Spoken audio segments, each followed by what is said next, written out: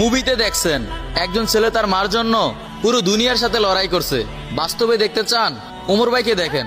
এখন মনে হইতাছে ভাই পুরো অনলাইন জগতে আপনারে গুরু বানায়া আমি কোনো ভুল করি নাই।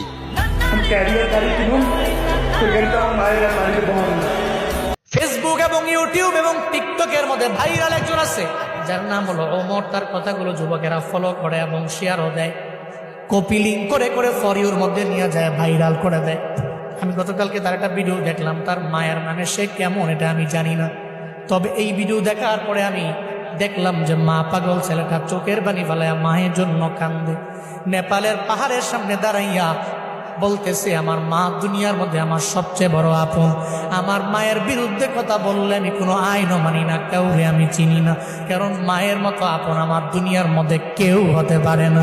সে বলতে লাগলো যখন আমার বাবা নাই, আমার মা ছাড়াই পৃথিবীতে আমার আপন যখন কেউ নাই, আমার মায়ের গার্মেন্টসে চাকরি করে করে করে করে কোনো রকম জিন্দেগি চালাইয়া আমারে ফালায়া যায় নাই, বরং পরিশ্রম করে করে আমার মা স্কুলের মধ্যে আমারে পড়াইলো।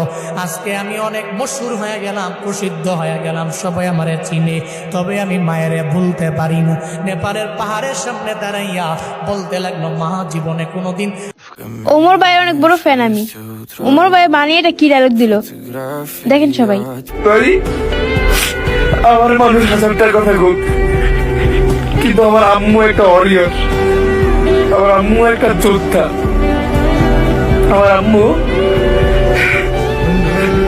আব্বু ছিল না, একা দুনিয়ার সাথে লড়াই করে আর গার্মেন্টসে চাকরি করে আমার মানুষ করছে।